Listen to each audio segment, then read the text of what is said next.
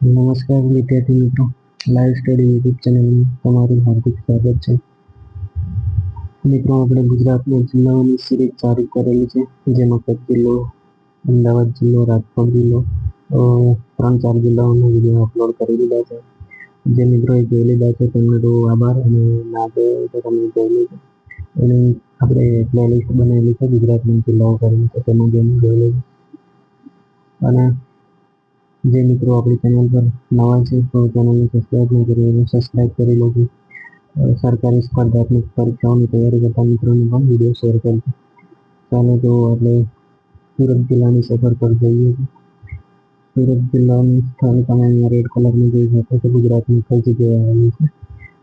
ચાલો તો સુરતમાં કુલ 10 તાલુકાઓ આવેલા છે. સુરત સિટી પોતે, બીજો છે ઉમરપાડા તાલુકો, ત્રીજો માંડવી તાલુકો, ચોથો આવશે બારડોલી તાલુકો, પાંચમો આવશે ચોર્યાસી તાલુકો, છઠ્ઠો પલસાણા તાલુકો, સાતમો વલસાડ તાલુકો, આઠમો મહુવા તાલુકો, નવમો માંગરોળ તાલુકો અને 10મો કામરેજ તાલુકો. આમ સુરતમાં કુલ 10 તાલુકાઓ આવેલા છે. સુરત જિલ્લામાં કુલ 10 તાલુકાઓ આવેલા છે. જેમાં આ માંડવી તાલુકો છે એવો સેમ જ તાલુકાનું નામ છે કચ્છ જિલ્લામાં, એટલે માંડવી પૂછાય તો એ ધ્યાન રાખવું કે સુરત જિલ્લામાં પણ આવેલો છે અને કચ્છ જિલ્લામાં પણ આવેલો છે. એ સિવાય મહુવા પણ સુરત જિલ્લામાં આવેલો છે અને ભાવનગર જિલ્લામાં પણ આવેલો છે. એ સિવાય બીજો એક આવે છે માંગરોળ, એ જુનાગઢ જિલ્લામાં આવેલો છે, સુરત જિલ્લામાં પણ આવેલો છે. એટલે આ સુરત જિલ્લાના 3 તાલુકાઓ ખાસ યાદ રાખો, એ માંડવી, પછી આવશે મહુવા અને માંગરોળ. 3 તાલુકાઓ યાદ રાખો. જે મહુવા પૂછાય તો ભાવનગરમાં પણ આવેલું છે અને સુરતમાં પણ. માંડવીનું પૂછે તો કચ્છ જિલ્લામાં પણ આવેલું છે અને સુરત જિલ્લામાં. અને ત્રીજું છે માંગરોળ, આ જુનાગઢ જિલ્લામાં પણ આવેલું છે અને સુરત જિલ્લામાં પણ આવેલું છે. હવે વાત કરીએ સુરત જિલ્લાનું ક્ષેત્રફળની વાત કરીએ તો 4212 ચોરસ કિલોમીટર ક્ષેત્રફળ આવેલું છે સુરત જિલ્લાનું. અને તેની સાક્ષરતાની વાત કરીએ તો 86.65% સાક્ષરતા ધરાવે છે સુરત જિલ્લો. સુરત જિલ્લાની જાતિ પ્રમાણે 788 છે અને સુરત જિલ્લાની કુલ વસ્તી છે 60,79,231 જેટલી વસ્તી ધરાવે છે. અને વસ્તી વિસ્તારની વાત કરીએ તો સુરત જિલ્લામાં 1373 મીટર ચોરસ એક ચોરસ મીટર જેટલી વસ્તી વિસ્તાર ધરાવે છે. અને સુરત જિલ્લાનો આરટીઓ છે 005. અહીંયા આપણે લખવામાં રહી ગયું છે તો તમે નોટ કરી લેજો. આરટીઓ નંબર છે 005. એ સિવાય વાત કરીએ તો સુરત જિલ્લાની સરહદ, સુરત જિલ્લો કયા જિલ્લા સાથે અને કયા રાજ્ય સાથે, કયા દરિયા સાથે સરહદ ધરાવે છે તે જોઈએ. સુરત જિલ્લો ઉત્તરની તરફ આવશે ભરૂચ અને નર્મદા. અહીંયા સુધી આવશે ભરૂચ અને નર્મદા. એટલે સુરત જિલ્લાની ઉત્તરે આવેલો છે ભરૂચ અને નર્મદા જિલ્લો. આ બંને જિલ્લા સાથે સરહદ ધરાવે છે. એ સિવાય પૂર્વમાં તાપી જિલ્લા સાથે પૂર્વમાં આવશે તાપી જિલ્લો અને દક્ષિણમાં આવશે નવસારી જિલ્લો. આમ સુરત 4 જિલ્લાઓ સાથે સરહદ ધરાવે છે. અને પશ્ચિમ બાજુએ જોઈએ તો ખંભાતનો અખાત આવેલો છે સુરતમાં. પશ્ચિમ એટલે 4 દિશામાં આવી, એટલે પશ્ચિમ બાજુ આવશે ખંભાતનો અખાત, ઉત્તરે આવશે ભરૂચ અને નર્મદા, પૂર્વમાં આવશે તાપી જિલ્લો અને દક્ષિણમાં આવશે નવસારી જિલ્લો. આમ 4 જિલ્લા અને એક અખાત સાથે સરહદ ધરાવે છે સુરત જિલ્લો.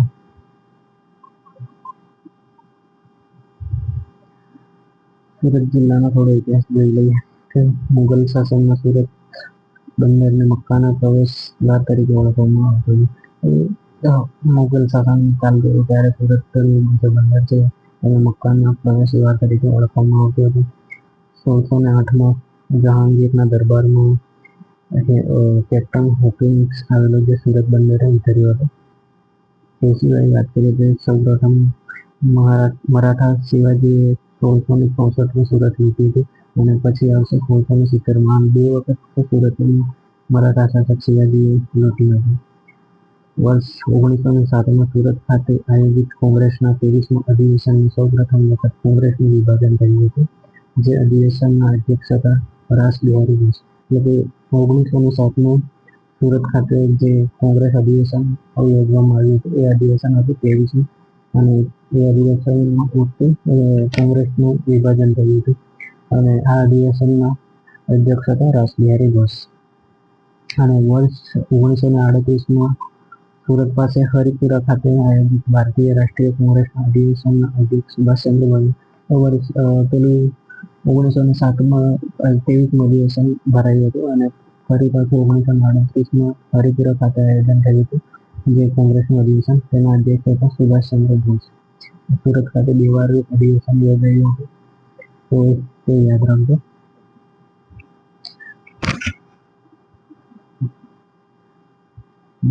એ સિવાય પછી હવે છે 1928માં બારડોલી સત્યાગ્રહ થયો હતો. તે દરમિયાન સરદાર વલ્લભભાઈ પટેલે ગાંધીજીના કહેવાથી બારડોલીની મહિલાઓએ સરદારનું બિરુદ આપ્યું હતું. 1928માં બારડોલી સત્યાગ્રહ દરમિયાન વલ્લભભાઈ પટેલને ગાંધીજીના કહેવાથી બારડોલીની મહિલાઓએ સરદારનું બિરુદ આપ્યું હતું. સુરત સૌથી ઝડપી વિકાસ પામતું શહેર છે. એટલે સુરત સૌથી ઝડપથી વિકાસ પામતું શહેર છે, પરંતુ પ્લેગ અને તાપી નદીમાં આવતા પૂરના કારણે તે ફરી વખત ધરમોળાતું રહ્યું છે. એટલે જે પ્લેગ અને તાપી નદીમાં પૂર આવે તેના કારણે ધરમોળાતું રહ્યું છે.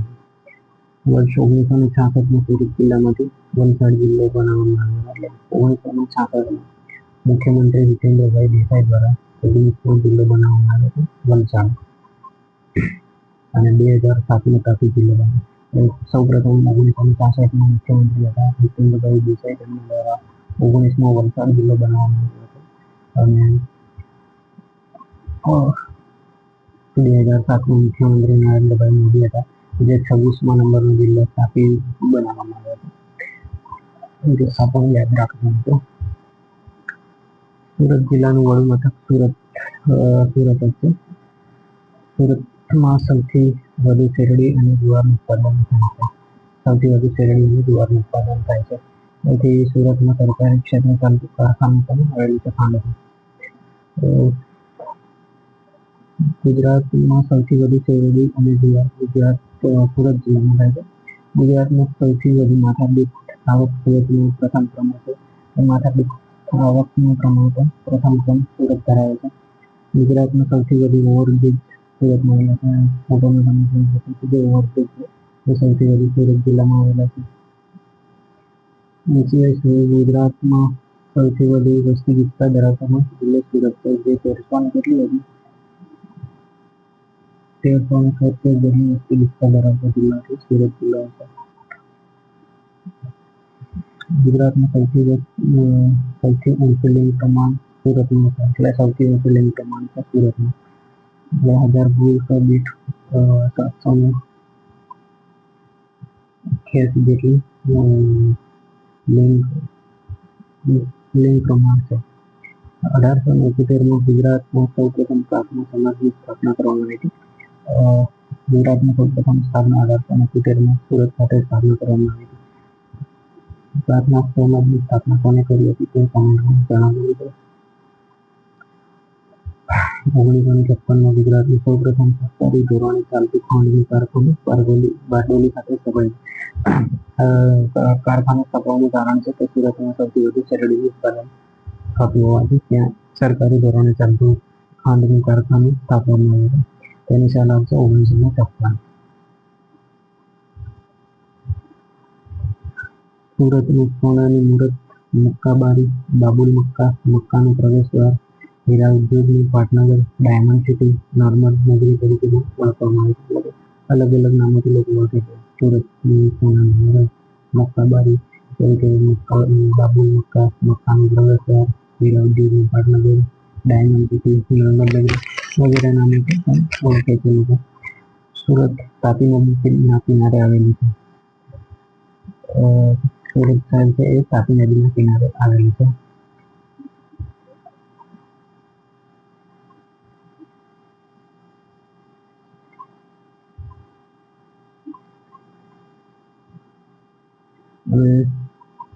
અને તાપી નદી પર સરદાર બ્રિજ મકતાઈ પુલ વગેરે પુલો પણ આવેલા છે. તાપી નદીની લંબાઈની ડિટેલમાં વાત કરીએ તો તાપી નદીની કુલ લંબાઈ છે, એટલે તાપી નદી જે મધ્યપ્રદેશમાંથી બેતુલ જિલ્લામાં જે મહાદેવની ટેકરી છે ત્યાંથી ત્યાં આવેલા સરોવરમાંથી વહે છે, એટલે તેની કુલ લંબાઈ 724 કિલોમીટર અને આપણા ગુજરાતમાં 224 કિલોમીટર જેટલી લાંબી છે. અને ખંભાતના અખાતમાંથી મળી જાય છે. આ ખંભાતનો અખાત સુરતથી 18 કિલોમીટર જેટલો દૂર આવેલો છે. તાપી નદી નર્મદા પછીની બીજી સૌથી મોટી નદી છે. તાપી નદી ખાન પ્રદેશમાં થઈને ગુજરાતના તાપી જિલ્લાના મેજર તાલુકાના હરણફાળ નામના સ્થળે ગુજરાતમાં કરે છે. એટલે તાપી નદીનું પૂછાય તો તાપી નદી ગુજરાતમાં ક્યાંથી પ્રવેશે છે, તો ગુજરાતના તાપી જિલ્લાના મેજર તાલુકાના હરણફાળ નામના સ્થળેથી ગુજરાતમાં પ્રવેશ કરે છે. અને એ સિવાય ભારતના ઉર્જા મંત્રાલય દ્વારા ડેવલપમેન્ટ ઓફ સોલાર સિટી કાર્યક્રમ હેઠળ સુરત શહેરને સોલાર સિટી જાહેર કરવામાં આવી. જે ભારત સરકારના ઉર્જા મંત્રાલય છે તેમના દ્વારા ડેવલપમેન્ટ ઓફ સોલાર સિટી કાર્યક્રમ હેઠળ સુરત શહેરની સોલાર સિટી તરીકે જાહેર કરવામાં આવી. કમ્પ્યુટર ક્ષેત્રની અગ્રણી કંપની માઇક્રોસોફ્ટ સુરતને સ્માર્ટ સિટી બનાવવા પસંદ કરી. જે કમ્પ્યુટર ક્ષેત્રની સૌથી આગળ પડતી કંપની છે માઇક્રોસોફ્ટ, તેને સુરત શહેરને સ્માર્ટ સિટી બનાવવા માટે પસંદ કરી છે. સમગ્ર એશિયામાં સૌપ્રથમ રીવર્લ્ડિંગ રેસ્ટોરન્ટ સુરતમાં બની રહ્યું છે. જે અહીંયા ઉપર ફોટામાં તમે જોઈ શકો છો, ગેલેક્સી રીવર્લ્ડિંગ રેસ્ટોરન્ટ છે એ સુરત ખાતે બની રહ્યું છે. ઈસવીસન 1540માં સલમાનીએ બંધાવેલ ચોક બજારનો કિલ્લો, જે વચ્ચેનો ફોટો છે એમાં ચોક બજારનો કિલ્લો જોઈ શકો છો. એ સૌપ્રથમ 1540માં સલમાનીએ બંધાવ્યો હતો અને 1644માં હફીઝ ખાને બંધાવેલો મુગલ સરાય સુરતમાં છે. જે નીચે ત્રીજા નંબર પર છે, નીચે છેલ્લો એ મુગલ સરાય છે, જે હફીઝ ખાન દ્વારા 1644માં બાંધવામાં આવેલો હતો. 1850માં ન્યાયાધીશ એન્ડ્રુસ લાઇબ્રેરી તથા બાપાલાલ વૈદ સ્થાપાયેલી આત્માનંદ ફાર્મસી સુરતમાં આવેલી છે. જે 1950માં ન્યાયાધીશ એન્ડ્રુસ લાઇબ્રેરી અને બાપાલાલ વૈદ સ્થાપેલી આત્માનંદ ફાર્મસી એ સુરતમાં આવેલી છે. એ સિવાય સુરતમાં દર વર્ષે મહાનગરપાલિકા દ્વારા ટ્રિનિટી નાટ્ય સ્પર્ધાનું આયોજન કરવામાં આવે છે.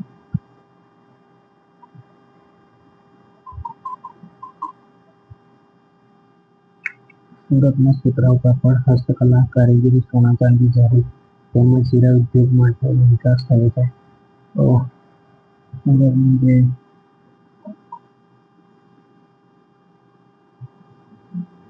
સુતરાઉ કાપડનો ઉદ્યોગ, હસ્તકલા, કારીગરી, સોના ચાંદી, જરી તેમજ હીરા ઉદ્યોગનો વિકાસ થયો છે. અને જરીકામ એટલે જે જરીકામ સોનું અને ચાંદીમાંથી તૈયાર થતી જરીનો ઉપયોગ કરવામાં આવે છે. ગુજરાતમાં સુરતમાં જરીકામનું સૌથી વધુ ઉત્પાદન થાય છે, એટલે સુરતનું જરીકામ વખણાય છે. જરીમાંથી જે ભરતકામ કરવામાં આવે છે તેમાં ચલક, સલમા, સાંગરી, પીકી વગેરે, પટોરી વગેરે જેવા પ્રકારનો સમાવેશ થાય છે. જરીકામ માટે સુરત વખણાય છે.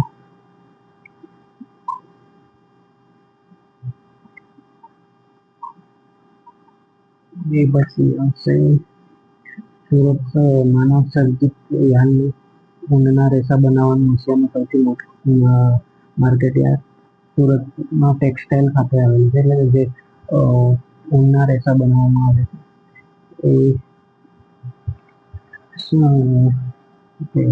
ઊનના રેસા બનાવવાનું એશિયાનું સૌથી મોટું માર્કેટ સુરતમાં આવેલું છે. સુરતમાં જે ફોટોમાં તમે જોઈ શકો છો, સુરત ટેક્સટાઇલ માર્કેટ માનવ સર્જિત યાનનું માર્કેટ આવેલું છે. સુરત શહેરને ભારતનું ટોક્યો તરીકે પણ ઓળખવામાં આવે છે. સુરત ભારતના એન્ટવર્પ તરીકે પણ જાણીતું છે. ચિંતામણી પાર્શ્વનાથનું દેરાસર અને નહેરુ બાગ સુરતમાં આવે છે. એટલે કે ચિંતામણી પાર્શ્વનાથનું દેરાસર અને નહેરુ બાગ આ બંને સુરતમાં આવેલું છે. સુરત ભારતનું સૌથી ઝડપથી વિકાસ પામતું છે, એટલે ત્યાં ઔદ્યોગિક ક્ષેત્ર સૌથી વધુ સારી વિકાસ પામી રહ્યું છે સુરત શહેર. એ સિવાય ગુજરાતમાં સૌપ્રથમ પ્રાર્થના સમાજની સ્થાપના 1871 સુરતમાં થઈ હતી. આ તો આપણે આગળ જોઈએ છીએ. સુરત શહેરનું ઊંધિયું, જમણ, પોંક, ધારી પ્રસિદ્ધ છે. એટલે કે સુરત શહેરમાં ખાણીપીણીની વાત કરીએ તો ઊંધિયું છે, જમણ છે, પોંક, ધારી આવા વગેરે વાનગીઓ પ્રખ્યાત છે. તેમજ ત્યાંનો પતંગનો દોરો, કનકવો પ્રખ્યાત છે. એટલે સુરતમાં જે દોરો બનાવવામાં આવે છે, સુરતી દોરો, કનકવો નામનો છે, તે પ્રખ્યાત છે. એ સિવાય સુરત જરીકામાં એક સુપ્રસિદ્ધ છે, આપણે આગળ જોઈએ. એ સિવાય મેઇન કોટન રિસર્ચ સ્ટેશન આવેલું છે. સૌરધમ રિસર્ચ સ્ટેશન આવેલું છે. સેન્ટ્રલ કેટલ બ્રિગેડિંગ ફાર્મ આવેલું છે. મેઇન મેડે ટેક્સટાઇલ રિસર્ચ આવેલું છે. Association stem cell research institute વગેરે સંસ્થાઓ પણ સુરતમાં આવેલી છે. ગુજરાતની જાણીતી દેશો સુરતી દેશોનો સમાવેશ સુરતમાં થાય છે. જે ગુજરાતની જાણીતી દેશો છે સુરતી દેશો તેનો સમાવેશ સુરતમાં થાય છે. એટલે કે સુરતની દેશો પ્રખ્યાત એટલે સુરતી દેશો સુરતની વખાણ છે. મધ્ય અને દક્ષિણ ગુજરાતમાં સુરત એટલે જે સુરતી દેશ છે એ જે 2100 લીટર જેટલું દર વર્ષે દૂધ આપે છે. આખા વર્ષ દરમિયાન 2100 લીટર જેટલું દૂધ આપે છે. અને આ દેશોના સંવર્ધન કેન્દ્રની વાત કરીએ તો નવસારીમાં પણ આવેલા છે. દામોદરમાં, સુરતમાં, બીજા પછી ખેડામાં પણ આવેલું છે સુરતી દેશોના સંવર્ધનના કેન્દ્રો. એ સિવાય સુરતમાં સુમુલ ડેરી પણ આવેલી છે. સુરતમાં સૌથી મોટી ડેરી છે સુમુલ ડેરી. ઈસવીસન 1613માં અંગ્રેજો અને ત્યારબાદ ફ્રેન્ચોએ ભારતમાં પોતાની પ્રથમ વ્યાપારી કોઠી સુરતમાં સ્થાપ્યા. અંગ્રેજો આવ્યા હતા ત્યારે 1663માં અંગ્રેજોએ સુરતમાં તેમની કોઠી સ્થાપી હતી. એના પછી ફ્રેન્ચો આવ્યા હતા. ફ્રેન્ચો પણ સુરત ખાતે તેમની કોઠી સ્થાપી હતી. શિવાજી સુરતને લીધું તો આપણે આગળ જોયું છે, તેમ છતાં પણ બીજી વાર આપણે જોઈ લઈએ. શિવાજી સુરતની ઈસવીસન 1664 અને આગળ આપણે 1664 આપી છે અને બે આપ્યા છે. ઈસવીસન 1664 અને ઈસવીસન 1670 એમ બે વખત સુરતને લૂંટી હતી છત્રપતિ શિવાજી. આ પ્રશ્ન પણ યાદ રાખજો. ચાંદા મામાનું ઉપનામ ધરાવતા ચંદ્રવહન મહેતાનો જન્મ સુરતમાં થયો હતો. જે ચાંદા મામા નામનું ઉપનામ ધરાવતા ચંદ્રવહન મહેતા તેમનો જન્મ સુરતમાં થયો હતો. સુરતમાં પ્રખ્યાત સાહિત્યકારો વિવેક નંદશંકર મહેતા અને નવલરામ પંડ્યાનો જન્મ થયો. જે પ્રખ્યાત સાહિત્યકારો છે વિવેક નંદશંકર મહેતા અને નવલરામ તેમનો જન્મ પણ સુરતમાં થયો હતો. અવળવાણીયા અને ગુપ્તા ઉપનામ ધરાવતા જ્યોતિન્દ્ર દવેનો જન્મ પણ સુરતમાં થયેલો છે.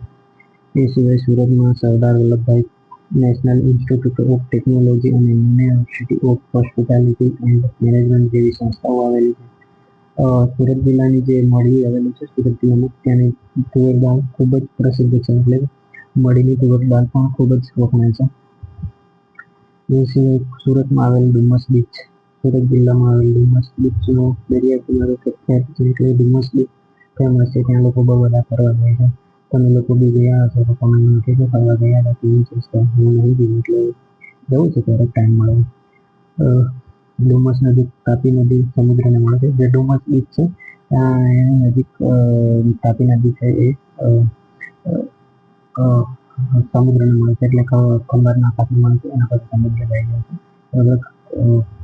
ડુમસ નજીક તાપી નદી સમુદ્રમાં મળે છે.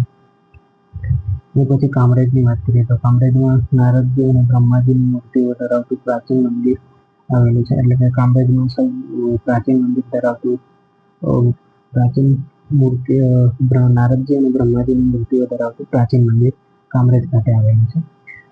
એ સિવાય કાકરાપાર ખાતે તાપી નદી પર બંધ બાંધવામાં આવેલો છે. જે કાકરાપાર છે ત્યાં તાપી નદી પર બંધ બાંધવામાં આવેલો છે અને બંધની નજીક અણુ વિદ્યુત મથક સ્થાપવામાં આવેલું છે. અને ફોટોની તમે જોઈ શકો છો જે મોટા મોટા 4 ટાવરો જોવા મળે છે ત્યાં અણુ વિદ્યુત મથક સ્થાપવામાં આવેલું છે. પછી એ સિવાય આવશે હજીરા પોર્ટ, હજીરા બંદર અને એક બીજું બંદર પણ આવે છે મગદલ્લા કરીને.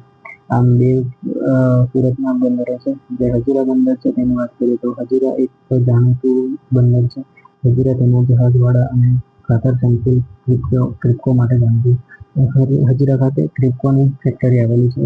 ક્રિપ્કો ખાતરનું માટે જાણીતું છે. હજીરામાં દેશનું સૌ પ્રથમ ગેસ આધારિત સ્પોન્સ આયર્નનું કારખાનું શરૂ કરવામાં આવેલું. અને હજીરા બંદર છે એ આપણે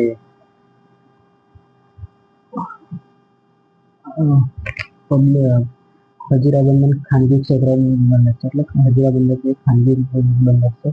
અને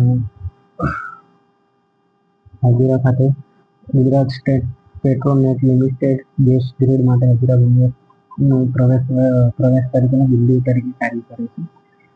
એ સિવાય બારડોલીની વાત કરીએ તો બારડોલીમાં આઝાદી વખતે બારડોલી સત્યાગ્રહ થયો હતો. આ સત્યાગ્રહની આગેવાની સરદાર વલ્લભભાઈ પટેલે લીધી હતી. ખેડૂતોની સત્યાગ્રહ હતો. તેમાં ખેડૂતોએ ના કરની લડત લડી હતી. આ સત્યાગ્રહ 1928માં અંગ્રેજો સામે થયો હતો. સત્યાગ્રહ સફળ થયો હતો. તેથી બારડોલી સત્યાગ્રહ તરીકે આપણે લખીએ છીએ. આ સત્યાગ્રહ બારડોલીમાં લડાયો હતો. એટલે બારડોલી સત્યાગ્રહ તરીકે આપણે ઓળખીએ છીએ. બારડોલી સત્યાગ્રહથી સરદાર વલ્લભભાઈ પટેલને સરદારનું બિરુદ મળ્યું હતું. ત્યાંની સ્થાનિક મહિલાઓ દ્વારા તેમને સરદારનું બિરુદ આપવામાં આવ્યું.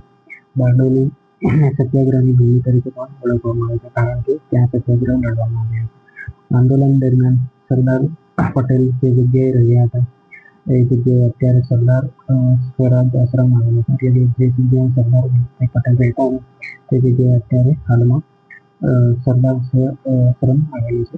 જે આશ્રમમાં ગાંધીની વિચારધારાને લગતી પ્રવૃત્તિઓ કરવામાં આવે છે. એટલે તે આશ્રમમાં રહેતા વિદ્યાર્થીઓને ગાંધીની વિચારધારા મુજબ તમામ પ્રવૃત્તિઓ કરવામાં આવે છે.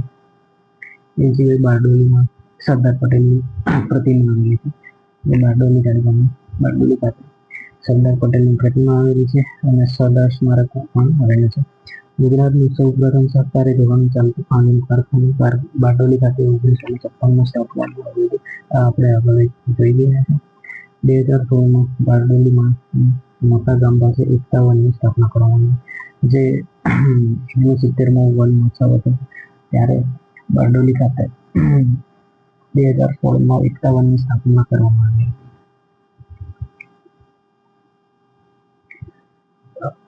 એ સિવાય સુરત જિલ્લામાં તાપીનો ઉત્તરનો કિનારો સુવાલની ટેકરીઓ તરીકે જાણીતો છે.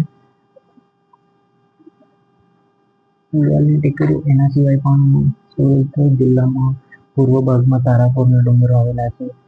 આસિકોના ડુંગર આવેલા છે. સોનગઢના ડુંગર આવેલા છે. આંબા ડુંગરનો ડુંગર આવેલા છે. એટલે સુરત જિલ્લાથી પૂર્વ ભાગમાં આવા ડુંગરો આવેલા છે. ઉત્તર કિનારે સુરતની ઉત્તર કિનારે સુવાલની ટેકરીઓ આવેલી છે. ગાંધીજીના અંતેવાસી એટલે અંતે જેમના સાથે હતા તેમના મહાદેવભાઈ દેસાઈનો જન્મ સુરતના સરહદ ગામમાં થયો હતો. જે ગાંધીજીના અંત સમયે સાથે હતા મહાદેવભાઈ દેસાઈ, તેમનો જન્મ સુરતના સરહદ ગામમાં થયો હતો. પછી જૂ ઘોડીનો મેળો, કોઠવાડીનો મેળો, મિયા બાવળનો મેળો સુરત ખાતે યોજાય છે. મકર સંક્રાંતિના આગલા દિવસે ખાતુવડું કહે છે. એટલે મકર સંક્રાંતિ ઉત્તરાયણ હોય એના આગલા દિવસે ખાતુવડું તરીકે ઓળખાયેલો છે. પતંગને હેચી, લેકડી, ફૂટી કે કુબી તરીકે એ લોકો કહે છે. એ પતંગ હોય છે જેને સુરતના લોકો હેચી, લેકડી, ફૂટી કે કુબી તરીકે એમને એવા નામથી કહે છે. ચાલો તો આપણે સુરત જિલ્લાને અહીંયા સમાપ્ત કરીએ છીએ. અહીંયા સુધી માહિતી હતી. અને જે કોઈ વધારેની માહિતી હોય તમને ખબર હોય તો તમે નીચે કમેન્ટ કરજો. અને અહીંયા સુધી બની રહ્યા છે તે બદલ તમારો ખૂબ ખૂબ આભાર. આપણી ચેનલને સબસ્ક્રાઈબ ન કરી તો સબસ્ક્રાઈબ કરી દીધો. તમારા ફ્રેન્ડ સર્કલમાં શેર કરજો અને જલ્દીથી આપણે 1K સબસ્ક્રાઈબર કમ્પ્લીટ કરાવવા એવી આશા રાખું છું. ચલો, જય હિન્દ, જય ભારત.